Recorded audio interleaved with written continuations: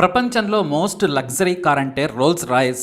డబ్బున్న ప్రతి వ్యక్తి రోల్స్ రాయిస్ను ఇంటి ముందు అలా పార్క్ చేసుకోవాలనుకుంటాడు.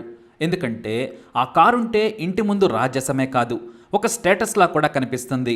అందుకే కోట్లు ఖర్చు పెట్టి రోల్స్ రాయిస్ కారు కొంటూ ఉంటారు.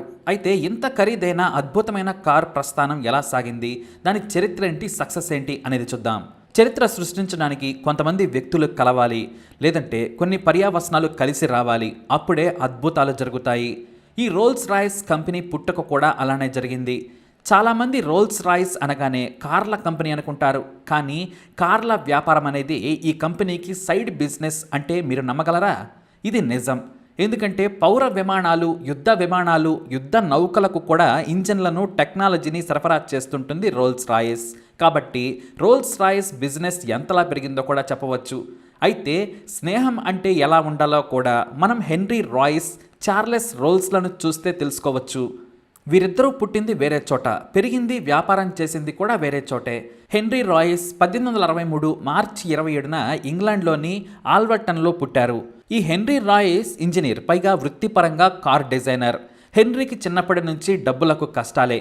అయితే అతని స్నేహితుడైన ఎర్నెస్ట్ క్లార్మెంట్తో కలిసి ఎలక్ట్రిక్ ఫిట్టింగ్ పరికరాల వ్యాపారాన్ని మొదలుపెట్టారు. ఆ సమయంలో కొంత డబ్బు వెనకేసుకొని ఆ తర్వాత డైనమోస్ నుంచి ఎలక్ట్రిక్ క్రేన్ల వరకు ఎన్నో తయారు చేసి అమ్మారు. విదేశాలకు ఎగుమతి చేసే స్థాయికి ఎదిగిన ఆర్థిక వ్యవస్థలు కుప్పకూలడంతో వ్యాపారంలో నష్టాలు మొదలయ్యాయి. అయితే తనకు మొదటి నుంచి కార్లు తయారు చేయాలనేది బలమైన కోరిక మాత్రం ఆయన వదులుకోలేదు.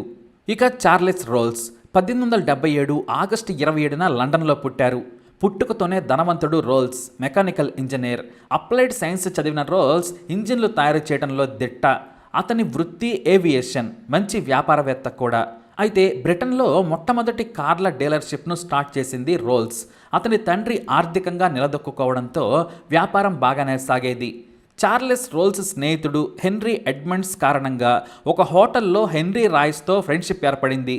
తాను ఇంజిన్లు తయారు చేయగలడు, అతను కారు డిజైన్లు చేయగలడు. అంతేకాదు, ఇంజిన్ తయారీకి కావాల్సినవన్నీ కూడా హెన్రీ రాయిస్ కంపెనీలో ఉన్నాయి. దీంతో ఇద్దరం కలిసి ఒక కారు తయారు చేద్దాం అనుకున్నారు. ఇటు హెన్రీ కారు డిజైన్ అద్భుతంగా చేస్తే దానికి రోల్స్ ఒక ఇంజిన్ తయారు చేశాడు. ఇద్దరూ కలిసి రోల్స్ రాయిస్ అనే కంపెనీ పేరు మీద వ్యాపారం చేద్దామని అనుకున్నారు. 1904లో రోల్స్ రాయిస్ 10 HP కారును ఘనంగా రిలీజ్ చేశారు. చీఫ్ ఇంజనీర్గా రాయిస్ను నియమించారు. రోల్స్ ఫైనాన్స్ చూసుకునేవారు. 6 సిలిండర్ సిల్వర్ గోస్ట్ను అదే ఏడాది రిలీజ్ చేశారు. 1907 నాటికి ప్రపంచంలోనే ది బెస్ట్ కార్గా రోల్స్ రాయిస్ రికార్డు క్రియేట్ చేసింది. వారి ప్రయాణం అద్భుతంగా సాగుతోంది. నమ్మకమైన కారుగా పేరుగాంచింది. అయితే హఠాత్తుగా రోల్స్ చనిపోయారు. 1910లో కంపెనీ పరిస్థితి అగమ్యచరంగా మారిపోయింది. ఎందుకంటే ఇంజన్లు ఎలా తయారు చేయాలో ప్రపంచానికి చూపిన మేధావతను. అప్పటికే ఉన్న ఇంజన్లతో కార్లు బాగానే సేల్ అవుతున్నాయి. కంపెనీ ముందుకు సాగుతోంది. అప్పుడే రెండో ప్రపంచ యుద్ధం రావడంతో బ్రిటన్ ప్రభుత్వం రోల్స్ రాయిస్ మీద ఒత్తిడి తెచ్చింది. రాయిస్ తన మేధాశక్తితో కొన్ని మార్పులు చేసి ఏరో ఇంజన్లు తయారు చేసి ఇచ్చారు. అందులో మొదటిది ఈగిల్, మొట్టమొదటి అధునాతన మోటార్ విమానం. ఇంగ్లాండ్ నుంచి ఆస్ట్రేలియా వెళ్లిన విమానంగా రికార్డు క్రియేట్ చేసింది ఇది. ఆ తర్వాత ఎన్నో యుద్ధ విమానాలకు ఇంజన్లను తయారు చేసి ఏవియేషన్ కంపెనీలకు ఇచ్చారాయన. అయితే ఈ ఏవియేషన్ ఇంజిన్లు తయారు చేయాల్సి రావడం బాగా కలిసి వచ్చిందని చెప్పవచ్చు. ఎందుకంటే తన స్నేహితుడు తయారు చేసిన ఇంజిన్కు మార్పులు చేసి PV-12 అనే మోడల్ను విడుదల చేశారు. కంపెనీ లోగోగా RR అని పేరు పెట్టారు. తన స్నేహితుడి పేరే ముందు పెట్టి రోల్స్ రాయిస్గా నామకరణం చేశారు. అది తన స్నేహితుడి ఇంజిన్ అని ఘనంగా చెప్పుకున్నారు. అది స్నేహం అంటే, అది నమ్మకం అంటే. అంతేకాదు, కంపెనీలో తన స్నేహితుడి కుటుంబానికి వాటాలు కూడా ఇచ్చాడు.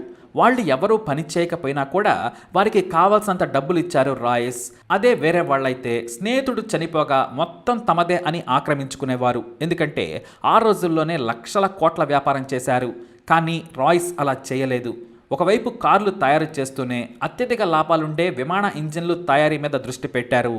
1940లో గ్యాస్ టర్బైన్ ఇంజిన్ను తయారు చేసింది రోల్స్ రాయిస్. ఆ విమానం ఒక చరిత్ర సృష్టించింది. ఇక ఆ తర్వాత డాట్ కంపెనీతో కలిసి అధికారికంగా సివిల్ ఏవియేషన్ కంపెనీలోకి వచ్చింది రోల్స్ రాయిస్.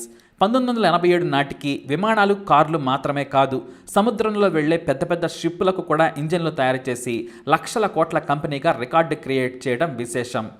1990లో ఏరో ఇంజిన్స్ జాయింట్ వెంచర్ బిఎండబ్ల్యూతో కలిసి వ్యాపారం మొదలుపెట్టింది. బిఎండబ్ల్యూ కార్లు ఒకవైపు, రోల్స్ రాయిస్ కార్లు ఒకవైపు ప్రపంచాన్ని ఊపేస్తున్నాయి. 2000 సంవత్సరంలో లీగల్గా ఇబ్బందులు రావడంతో రోల్స్ రాయిస్ డ్యూస్ ల్యాండ్ లిమిటెడ్ కంపెనీగా రిజిస్టర్ చేయించారు. అయితే కార్లు వారికి చిన్న వ్యాపారమైనా కూడా లాభాలు ఎక్కువగా వచ్చే బిజినెస్గా మారింది. పైగా రోల్స్ రాయిస్ కార్ల డిజైన్, ఇంజిన్ శక్తిని ఢీకొట్టే కాంపిటీషన్ ఇంతవరకు రాలేదు. దీంతో రోల్స్ రాయిస్ కంపెనీ కార్ల మార్కెట్ను శాసిస్తోంది. మన తెలుగు రాష్ట్రాల్లో కూడా కావలసినన్ని రోల్స్ రాయిస్ కార్లున్నాయి. ఇలా సామాన్యంగా మొదలై అసామాన్య కంపెనీగా ఎదిగింది రోల్స్ రాయిస్. అయితే రోల్స్ రాయిస్ వారసులు దీనిని దిగ్విజయంగా ముందుకు తీసుకురావడమే వారి సక్సెస్కు కారణం. మరీ ముఖ్యంగా బ్రతికున్నప్పుడే ఈ కంపెనీని నిలబెట్టాడు రాయిస్, అది కూడా రోల్స్ లేకపోయినా అతని నామకరణంతో. మరి ఈ వీడియో మీకు నచ్చినట్లయితే ఈ వీడియోని లైక్ చేయండి, షేర్ చేయండి, మా ఛానల్ని సబ్స్క్రైబ్ చేసుకోండి.